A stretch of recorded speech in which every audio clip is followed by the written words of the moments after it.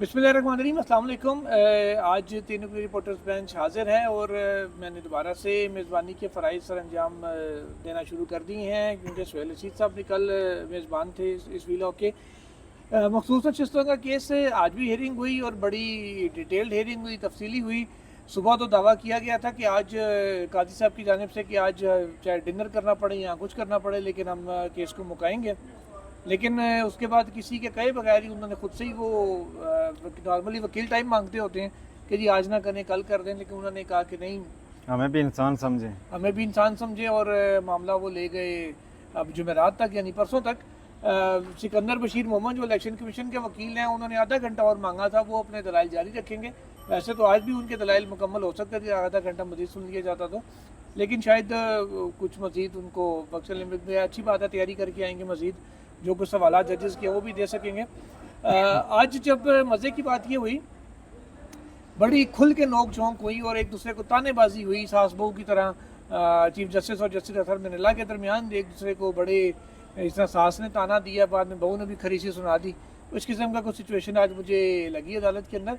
उसके अलावा मखदूम अली ख़ान जो वकील थे उन अरकान के जिनको के डी सीट किया गया था या कह लें कि जिनकी रुकनीत मअतल हुई, जो इजाफी नशस्तों पर मखसूस नशस्तों पर बराजमान थी ख़वातीन और अक़लियतों के, उन लोगों के वकील थे वो। उनके आर्गूमेंट्स के दौरान चीफ जस्टिस काजी फ़ाइज़ ईसा या तो मुकम्मल खामोश रहे या उन्होंने किसी जज के सवाल का जवाब दिया या फिर उन्होंने कह लें कि मखदूम अली ख़ान को रेस्क्यू किया जब दाएँ बाएँ से जजेस के सवालात उनके लिए मुश्किल होते जा रहे थे। इसके अलावा वो कोई बोले, उन्होंने कोई आइन का नुक्ता कोई ऐसा उठा के मखदूम अली ख़ान साहब से सवाल नहीं पूछा। उन्होंने इसके अलावा कोई उनसे कोई ये नहीं कहा कि जी फ़लाँ बात ना करें या कागज़ का टुकड़ा दिखाएं, ये करें वो करें। तो उनसे कोई किसी किस्म का टफ टाइम उनको एक सेकंड के लिए भी चीफ जस्टिस की जानिब से नहीं दिया गया, बल्कि फैसिलिटेट किया गया कि वो अपने आर्गूमेंट्स पूरे करें। जजों को सवालात से वो रोक दिया उन्होंने। सिकंदर बशीर मोहम्मद आए तो उनसे भी इलेक्शन कमीशन के हवाले से बड़ी उनको कह ले कि ग्राउंड पूरा लेवल करके दिया कि उनको कोई टफ टाइम उनको भी एक सेकंड के लिए भी, जब बाकी जजेस ने तो दिया सवालात पूछे, लेकिन चीफ जस्टिस की जानिब से वो रवैया नहीं उनके साथ अपनाया गया जो दीगर वकला स्पेशली सलमान राजा के साथ अपनाया गया था। सुहेल साहब कैसे देखते हैं इस मामले को? देखें, इस मामले को और इस पूरे केस को पहले जो है ना, हम अपने व्यूअर्स के लिए बहुत आसान सा मैं करके ना रखना चाहता हूँ। मामला ये है इस सारे केस में कि सुप्रीम कोर्ट के 13 रुकनी बेंच के सामने एक चीज़ तश्तज़ बाम हो चुकी है, यानी वाज़े हो चुकी है बगैर किसी शक शुबे के, कि जो बखेड़ा पैदा हुआ है ये पैदा इसलिए हुआ है कि 2 फरवरी 2024 के रोज़ इलेक्शन कमीशन ने एक ऑर्डर जारी किया कि चूँकि सुप्रीम कोर्ट ने बल्ले का इंतखाबी निशान वापस ले लिया है पीटीआई से, इसलिए पीटीआई एज जमात नहीं लड़ सकती इलेक्शन, इसके लोगों को हम आज़ाद उम्मीदवार रखेंगे। ये बात चीफ जस्टिस काजी फ़ाइज़ ईसा समेत पूरा बेंच कह रहा है कि हमारे जो सुप्रीम कोर्ट का फ़ैसला था उसमें ऐसा नहीं लिखा था और उस फैसले के बाद भी पीटीआई जमात मौजूद थी। यानी पूरी सुप्रीम कोर्ट मानती है कि इलेक्शन कमीशन ने गलत किया। अब ऐसे में रास्ता ये है जो जस्टिस अतहर मिनल्ला कह रहे हैं कि फिर उस फैसले को आप दुरुस्त कर दें, कह दें कि इलेक्शन कमीशन ने गलत किया, बुनियाद ठीक होगी, ऊपर इमारत ठीक होना शुरू हो जाएगी। चीफ जस्टिस काजी फ़ाइज़ ईसा कहते हैं हमने उसे ठीक इस केस में नहीं करना, क्योंकि टेक्निकली वो एक अलग केस है, इस केस में फ़ाइल पे वो मौजूद नहीं है। अब फाइल पे नहीं है लेकिन कोर्ट के सामने तो आ गया ना। यस, ठीक है, और इलेक्शन कमीशन इसे डिनाई भी नहीं कर रहा। इलेक्शन कमीशन से आज बार बार पूछा गया कि आप जनाब क्या कहते हैं उस फैसले के बारे में। इलेक्शन कमीशन के वकील उसके बरक्स एक राय ले रहे हैं आज के केस के लिए, और जब उस पर क्वेश्चन किया जाता है तो कहते हैं जी कि उस पर मैं नहीं जाऊँगा क्योंकि चीफ जस्टिस फरमा रहे हैं कि जो फाइल पे है उसी पे रहें। ठीक है, तो ये बिल्कुल वैसे ही है कि हमें बीमारी पता चल चुकी है लेकिन हमने उसका इलाज नहीं करना।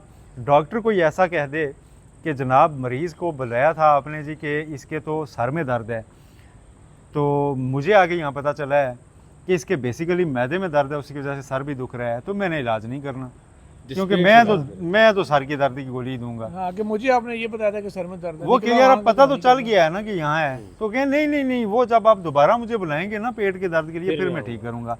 नेचुरल जस्टिस के खिलाफ है, इतनी देर में बंदा चला जाए, नेचुरल जस्टिस के खिलाफ है। एक चीज़ होती है जो ट्रायल कोर्ट्स होती है ना, वो होती है कि वो देखती हैं जी कि जो चीज़ बिल्कुल एविडेंस है, क्योंकि उन्होंने किसी की ज़िंदगी मौत का फैसला करना होता है फौजदारी केसेस में, वो कहते हैं बिल्कुल जो रिकॉर्ड पे चीज़ है उसी पे रहें ताकि जो है ना शक का फ़ायदा भी मुलज़िम को दिया जाए। लेकिन जब एक सतह पे देखते हैं कि मुलज़िम शाना हो गया है और वो कुछ चीज़ें छुपा रहा है, लेकिन वाक़याती शवाहिद जो है ना सर्कमस्टांशियल एविडेंस जिसे कहते हैं, वो उसके खिलाफ जाते हैं तो वो उसकी बुनियाद पे उसे एक सज़ा दे देते हैं कि ये नेचुरल जस्टिस है कि यार तू चीज़ छुपा रहा है। अच्छा, सुप्रीम कोर्ट के पास पावर होती है, ये कहते हैं कि आइन के मुताबिक काम करना है। आइन का आर्टिकल 187 भी आइन पाकिस्तान का है, जिस किताब को उठाया जाता है रोज़।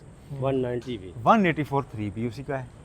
आप कहते हैं ये दोनों मैंने अप्लाई नहीं करने, वजह, और आप कहते हैं कि दूसरी तरफ आइन में खामोशी भी या चीज़ें मिल भी नहीं रही कि रास्ता क्या निकले। फिर रास्ता जब नहीं निकलता तो आइन साजों ने इसीलिए, आप अगर 187 इस्तेमाल करते हुए कंप्लीट जस्टिस में जाएंगे और इलेक्शन कमीशन से उस गलती को ठीक करेंगे तो वो ऐन इंसाफ होगा और पार्लियामान की और आइन की दोनों की रिस्पेक्ट भी होगी कि पार्लियामान के बनाए आइन के आर्टिकल पे आपने अमल किया है।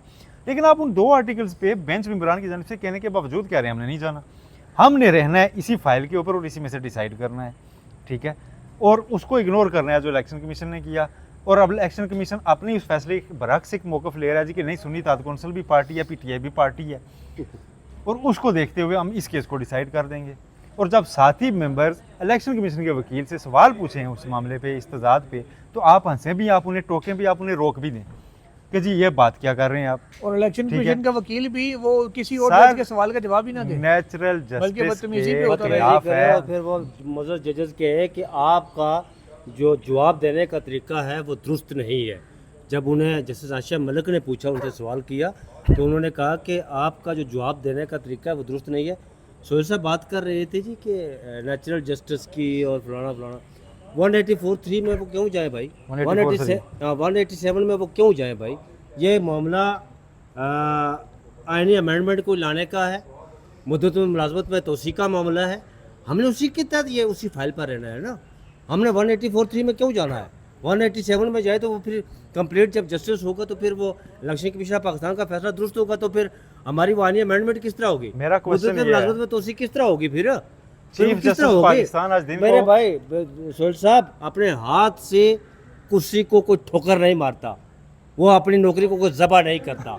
ये सारा आपका मामला उसी तज्जिया है। के मैं उसी इस चीज़ गिल्द के हो ऊपर रहा है। सिर्फ ये कहूँगा कि मैं एक रास्ता ही, मैं नीयत किसी के ऊपर कोई शक नहीं कर रहा, एक रास्ता जो मुझे समझ आ रहा है कि जब चीफ जस्टिस पाकिस्तान ने आज दिन को 2 से 3 बार ऐसा कहा जी कि आप बल्ले के फैसला क्यों डिस्कस कर रहे हैं, हमने तो उसमें ऐसा नहीं लिखा हुआ जो इलेक्शन कमीशन ने किया है। इंट्रा जब पार्टी आप तक मान रहे हैं कि आपने वो नहीं लिखा और इलेक्शन कमीशन ने उसके बरक्स किया है, आप खुद मान रहे हैं, तो आप अपने उस फैसले को गलत तशरीह की बात बार बार वो बात कर आप रहे के हैं ना। यार हमने नहीं, हाँ। ये आप लिख दें कि हमने ये नहीं लिखा, इलेक्शन कमीशन ने गलती की है। हाँ। वो बार बार ये कह रहे हैं जी आपकी कि इज्जत भी बढ़ेगी और आपके ऊपर जो क्वेश्चन है 13 जनवरी के फैसले के हवाले से, वो भी उसका भी काफी मिटिगेट हो जाएगा, वो कम हो जाएगा कि यार हाँ इन्होंने तो नहीं दिया था, इलेक्शन कमीशन ने गलत एक किया। बात है, ये हाफिज़े कुरान वाला जो केस था 5 नंबर देने वाला PMDC का, उसके अंदर आप तमाम 184(3) के केसेस की समाअत रोक दें, ये आपकी फाइल पे तो नहीं लिखा हुआ था। जी, हम तो सिर्फ पुरानी बातें याद कर असल रहे में बात ये है जी कि लाख कोशिश के बावजूद मौलवी तमीज़ुद्दीन केस का एक फैसला किया था जनाब मरहूम और मगफूर जस्टिस काजी मुनीर, वो काजी क़ज़ा थे उस वक़्त। उन्होंने बाद में बहुत सारी किताबें भी लिखी, दफा करते रहे, लेकिन आज भी वो दुनिया से चले गए, फैसला उनके साथ नथी हो गया जनाब। और ये भी 13 जनवरी से लेकर आज तक कभी ब्रिटिश शाही कमिश्नर को वो ख़त लिख रहे हैं, कभी एक प्रेस कॉन्फ्रेंस के जवाब में प्रेस कॉन्फ्रेंस कर रहे हैं, कभी साथी जजेस के साथ। उससे बेहतर मौका ये है ना, ये नहीं, केस यही है, कह रहा इसमें कुछ हूँ, नहीं कर बाकी रहे हैं आप। साथी जजेस के साथ उलझ रहे, नहीं भाई आप ये वो काम ना करें, उस पर उस तरफ जाए ना, वो जेरे वो। अच्छा, आज उन्होंने कहा जी कि वो यहाँ पर नजरसानी केस पेंडिंग पड़ा हुआ, इस पर बात ही ना करें। कल उन्हें वो याद ही नहीं था, आज उन्हें याद आ गया। तो उम्मीद आप लगा लें, मसला ये है। अच्छा, सुहेल साहब, नहीं, एक सवाल है। एक बार और सवाल से पहले हाँ। ऐड कर दूं कि 184(3) का इख्तियार इस्तेमाल करने का आइडिया दे दिया ना जस्टिस दरमिल्ला ने। सारे जजेस अब मेरा ख्याल है परसों ये होनी है कार्रवाई, और परसों जुमेरात को शायद कमेटी की मीटिंग भी है। हाँ जवाब सर वैसे तो अगर वो कमेटी की मीटिंग पहले हो या वो कमेटी 2 मीटिंग मेंबरान आज जो भी होनी बाकी चाहिए हैं, थी जस्टिस वैसे। मनीब अख्तर और जस्टिस मंसूर अली शाह, वो अगर ये कह दें कि यार उस पे इस मामले पे जो हमें पॉइंट आउट हुआ है ना, इस पे हमें सो मोटो लेना चाहिए, तो फिर काजी साहब को लेना पड़ेगा। अब अगर वो ये कह दें कि अब सर सुने 2 मेंबरान पे भी है। अगर वो ये कह दें कि जनाब कमेटी मीटिंग के एजेंडे पे चीज़ नहीं है तो मैं एजेंडे से नहीं हट सकता, मेरी फाइल में ये नहीं लगा हुआ, ये भी तो एक है ना, तो फिर आप क्या करेंगे। बहरहाल अच्छा, सवाल मेरा आपसे ये है कि आज जिस अंदाज में एक ताना दिया गया था सर मिनल्ला को जहाँ से मामला काफ़ी भड़क उठा, जो पहले आज बड़ी स्मूथ से जा रही थी हियरिंग। 4 जजेस आज लड़े ना जी। अच्छा जी, वो पहला गड़बड़ कर रही ताना है। तो पहला ये था कि जनाब कोई मुशर्रफ दौर में वजीर बन गया तो मखदूम अली खान का अटॉर्नी जनरल बन गए। तो फिर जवाब अतर मिर्जा साहब ने मौजूदा हालात के ऊपर दिया था कि जनाब सुप्रीम कोर्ट इस वक्त शुतुरमुर्ग की तरह रेत में सर दे के बैठ गई है इंसानी हकूक की पामालियों पे, इन चीज़ों पे। एक लतीफ़ा याद आ रहा है। एक दफ़ा ना एक ख़वातीन, आपको पता है, कोई एक बात लगा दे तो दूसरी को क्या होती है कि मैं इसको जवाब ही लगाऊँ। तो मतलब एक नेचर है, मैं कोई ख़वातीन के ख़िलाफ़ बात नहीं कर रहा, वैसे एक अमूमी बात है, ठीक है, टेक इट लाइटली। तो एक कोई खातून गुजर रही थी तो उसने एक उसकी पड़ोसन ने घर में नया रंग कराया हुआ था। उसने कहा माशाल्लाह रंग करवाया है, लेकिन तू अगर ना इसको ये बॉर्डर थोड़ी सी ना इस शेप की ब्लू कर देती तो ज़्यादा अच्छा होता।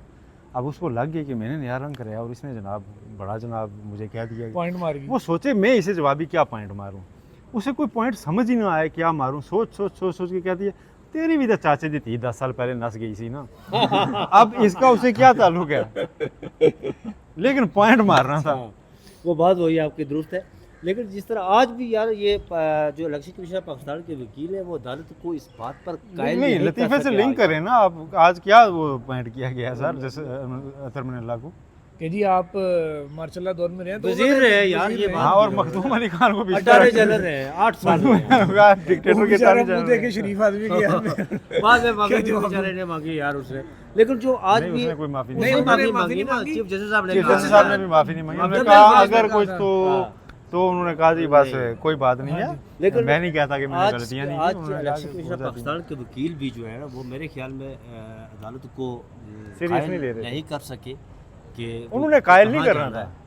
वो जो पॉइंट वो पहले से ही आधी अदालत कायल हुई है जो उन्होंने कायल करके क्या करना था। बाकी जजेस वो को तो नहीं कायल करना। बहरहाल एक चीज लेकिन आज एक चीज आज आपको मैंने नोट आज किया, आपने नहीं, नोट एक सवाल किया मेरा कि जुल्करनैन साहब से है ना, देखिए हमसे पहले कवर कर रहे हैं। अफरीदी आज नोट ले रहे थे, ये बात आपने नोट की। नोट्स वो डेली लेते हैं, वो बोलते आप कम मखदूम अली खान वो को सिर्फ बीच में हमसे- सुलह कराने आ आप रहे थे। मखदूम अली खान को हमसे ज़्यादा कवर कर चुके हैं। एक चीज़ बताएं, मखदूम अली खान साहब के दलाइल कभी आपको इतने खाली से लगे हैं विद ड्यू रिस्पेक्ट के लिए कि वो बहुत अच्छे वकील हैं। हम एक्सपेक्ट कर रहे होते हैं कि वो आए हैं तो आप फाइल पे बहुत सी चीज़ें होंगी जी कि ये फ़लाँ अदालत का फ़ैसला, ये फ़लाँ अदालत का फ़ैसला, ये आइन की ये तशरीह, ये फ़लाँ। उन्होंने आज कोई हवाला नहीं दिया। देखिए मखदूम साहब नो डाउट के मैं इसका जवाब दे सकता हूँ। कह लें कि जंगी महाज पे जो वकला का जंगी महाज है वो अदालत ही होती है, उसके अंदर ही उन्होंने दलाइल कानूनी जंग लड़नी होती है। उसके जो पाकिस्तान में सब जिंदा लोगों में वकला में बेहतरीन कमांडोज हैं ना, उनमें से एक है। कह लें कि वकला की SSC के एक कमांडर हैं वो, और उनको लाने का मतलब ये होता है कि नंबर 1 तो पार्टी डिटर्मेंट है, चाहे जितना मर्जी पैसा लगे तो केस जीतना है, ठीक है। लेकिन यह मामला ये है कि आप उसको जिस महाज पे खड़ा कर रहे हैं उसके मुतलका हथियार भी तो दें।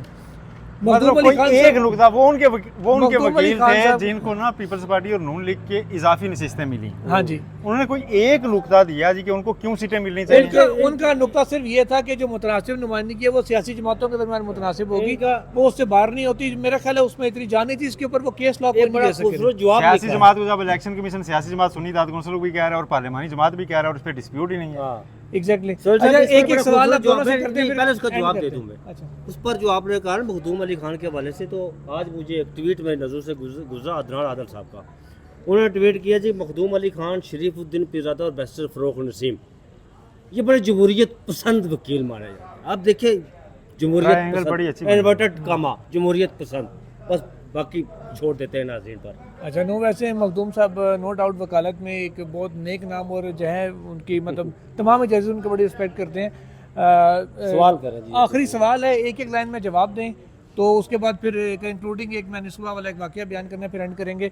राय साहब, फैसला क्या नज़र आ रहा है, 1 लाइन में बताएं। मखसूस नशिस्तें आपको कल की भी प्रिडिक्शन आपकी मौजूद है ऑन रिकॉर्ड, आज की कर दें। मेरी वही है, मैं उसी पर राय पर कायम हूँ। इनको नहीं मिलेंगी मालिक निमत के तौर पर नून और पीपल्स पार्टी को। नून और पीपल्स पार्टी और ओके। बाकी दीगर जमातों को सुहेल साहब, कल वाली बात पे कायम है मैं कल वाली बात पे कायम हूँ। कि सुन्नी इत्तेहाद को भी नहीं मिलेंगी, इनको भी नहीं मिलेंगी। जी जी, बहरहाल मैं अपनी बात पे कायम हूँ कि 8-5 है। सुबह 3 जजेस की हलफबरदारी, बल्कि 4 जजेस की, 3 सुप्रीम कोर्ट के थे, एक थे शरीयत जो एपलेट बेंच है सुप्रीम कोर्ट का, उसके किबला अयाज साहब जो इस्लामी नितियाती काउंसिल के चेयरमैन थे। तिलावत कुरान पाक हुई जिसका तर्जुमा है का एक हिस्सा मैंने ट्वीट किया था, वो दोबारा पढ़ देता हूँ कि किसी कौम की दुश्मनी में अदल से ना फिरना, अदल करो क्योंकि ये तकवा के करीब है। ये अल्लाह ताला का फरमान है कुरान पाक में, जो आज सुप्रीम कोर्ट में पढ़कर सुनाया गया था। आज के लिए इतना ही, कल मज़ीद खबरों के साथ हाजिर होंगे। अल्लाह हाफ़िज़।